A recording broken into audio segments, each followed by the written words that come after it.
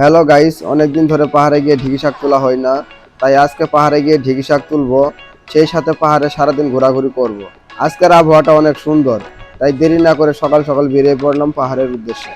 আসসালামু আলাইকুম। আজকে আমরা আপনাদেরকে একটি নতুন জায়গা দেখানোর জন্য আসছি। তো পুরা পাহাড়ের ভিতরে আসছি আমরা আপনাদের নতুন কিছু দেখানোর জন্য। আর আজকে আমরা অনেক মজা করে পাহাড়ি ঢিকি শাক তুলবো। আপনারা দেখতে থাকুন আমরা কিভাবে পাহাড়ি ঢিকি শাক তুলি। তো এই বাসা আপনাদের একটা জিনিস দেখাবার চেষ্টা করি। আমরা হাঁটতে হাঁটতে এই জিনিসটা আমাদের চোখে পড়ছে। এই যে দেখুন পাহাড়ের ভিতরে কত সুন্দর করে এই যে থাকে কত সুন্দরভাবে টাইসের মতন সাজানো আছে। এগুলো হচ্ছে মনে হয় যে চীনা মাটি, আসলে এগুলো আমি জানি না। এখানেও দেখতে পাচ্ছি কতগুলা এই মাটিগুলা দেখুন কত সুন্দর, আর মাটিগুলা অনেক শক্ত। আর এখানে অনেকগুলা এরকম মাটি পড়ে আছে এই পাহাড়ে। আমার মনে হয় পুরা পাহাড়ের ভিতরেই এরকম মাটি দিয়ে ভরপুর।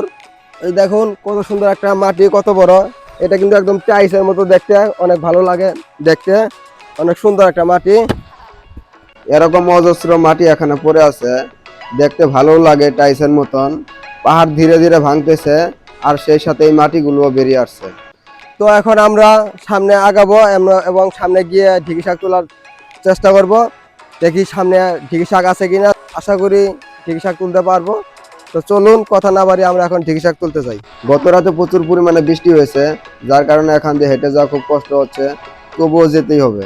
আমাদের এই পানির মধ্য দিয়েই 5 থেকে 10 মিনিট হেঁটে সামনে আগাতে হবে, আর এটা ছাড়া বিকল্প কোনো রাস্তাও নেই।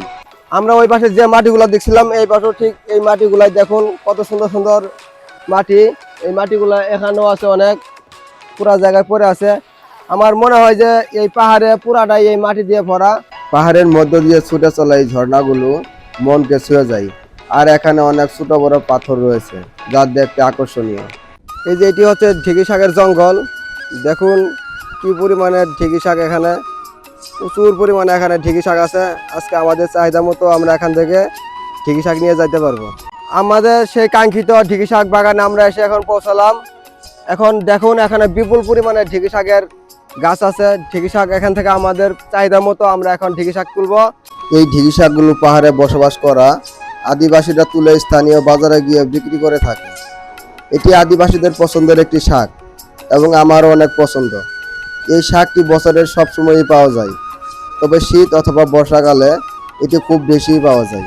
এখন আমার হাতে যে শাকটি দেখছেন এটি মূলত ঢিকি শাক, আর এই শাকটি পাহাড়ের বিভিন্ন জায়গায় ছড়িয়ে ছিটিয়ে আছে। আমরা সবখান থেকে আজকে সংগ্রহ করব। অনেকক্ষণ ধরে শাক তুলছি, কুচি কুচি শাকগুলো তুলতে ভালোই লাগছে, তবে মনে মনে কিন্তু একটা ভয় কাজ করছে, আর সেটা হচ্ছে জুকের ভয়। বিশেষ করে এই শাকের জঙ্গলগুলোতে ছোট ছোট চীনা জুক থাকে, আর এই চীনা জুক যদি একবার চিপাই চাপাই ধরে তবে রক্ষা নাই। সে পরিমাণে এখানে জঙ্গল, আসলেও এখানে আপনি দিনের বেলা ভয় পাবেন, এখানে সাপ বিচ্ছুর ভয় থাকতে পারে। তবুও আমাদের যেহেতু আজকে শাকের প্রতি আগ্রহটা একটু বেশি, তাই সেই ভয়টা আর এখন ভিতরে কাজ করছে না। আমরা তাই মনের সাহসে এখানে ঢিকি শাক তুলতেছি। তো এখানে মোটামুটি এই শাকগুলো পাইছি, আর একটু আমরা সামনে যাই। সামনে গেলে আরও বেশ কিছু ভালো শাক পাবো, এক জায়গায় এত শাক পাওয়া সম্ভব না। এখানেও দেখি অনেকগুলো কচি কচি শাক রয়েছে, শাকগুলো দেখতে খুব ভালোই লাগছে। তো আমি এখান থেকেও কিছু শাক সংগ্রহ করব, কিন্তু জুকের ভয়ের কারণে আমি ভিতরে গিয়ে শাক তুলতে পারছি না। কখন জুক এসে যে হামলা করে তার কোনো ঠিক নাই। তো আপনাদের এলাকায় এই শাকটাকে কি শাক নামে বলে থাকে আপনারা অবশ্যই কমেন্ট বক্সে লিখে যাবেন। পাহাড়ের ভিতরে দেখুন কি পরিমাণে শাক। আমি অল্প কিছুক্ষণ শাক তুললাম, তাতে আমার হাত ভরে গেছে। এখন আপাতত পাহাড়ে কেউ লোকজন কম কম আসে, যার কারণে এখন শাকটা একটু বেশি। যেহেতু এখন বর্ষার সময় মানুষ পাহাড়ে একটু কম চলাচল করে, আর পাহাড়ের ভিতরে এখন প্রচুর পরিমাণে যোগ হয়েছে, যার কারণে আমাদেরও ভয় লাগতেছে যোগ কোন দেশে ঢুকে আল্লাহ জানে। আমার পা আমি চেক করলাম, আমার পা যোগ টুক ধরে নাই। আমার নিচ দিয়ে দেখুন একটা কত সুন্দর পাহাড়ি ঝর্ণা বয়ে চলেছে। ঝর্ণাটা অত্যন্ত চমৎকার, সুন্দর একটি ঝর্ণা। তার পাশ দিয়ে আমি এখন এই ঢিকি শাকগুলা তুলতেছি। বাংলার এই চিরচেনা রূপ যে কাউকে মুগ্ধ করতে বাধ্য করবে।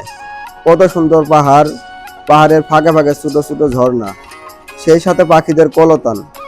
এখানে রয়েছে বিভিন্ন পেশার বিভিন্ন গোত্রের মানুষজন, যেমন কুচ, গারো আদিবাসী এবং বাঙালি। নেই তাদের মধ্যে কোনো ভেদাভেদ। সবাই একত্রে মিলেমিশে এই সবুজ শ্যামল পাহাড়ের গায়ে বসবাস করে। মন চাইলে আপনিও একবার এখান থেকে ঘুরে আসতে পারেন। আজকে আমরা আমাদের প্রয়োজন মতো যতটুকু প্রয়োজন ততটুকু আমরা আজকে শাক উঠাইলাম। যেহেতু পাহাড় আমাদের বাড়ির একদম কাছে, যার কারণে আমরা অল্প করে শাকই আজকে উঠাইলাম। যে কোনো মুহূর্তে আমরা আসতে পারবো, তাতে কোনো সমস্যা নাই। এখন হাতিও নাই, যার কারণে আজকে আর কোনো বাধাও নাই। তো আজকে আমরা এই শাকগুলাই আজকে বাসায় নিয়ে যাব। আজকের মতো শাক তোলা এখানেই শেষ। আমরা আমাদের প্রয়োজন মতো এখান থেকে ঢেকি শাক তুলে নিয়ে গেলাম। ভিডিওটি ভালো লাগলে একটা লাইক, সুন্দর একটা কমেন্ট এবং শেয়ার করে আপনার বন্ধুদের মাঝে ছড়িয়ে দিতে ভুলবেন না কিন্তু। আজ এ পর্যন্তই, দেখা হচ্ছে নতুন কোনো ভিডিওতে নতুন কিছু নিয়ে। ততক্ষণে সবাই ভালো থাকবেন, সুস্থ থাকবেন। আল্লাহ হাফেজ।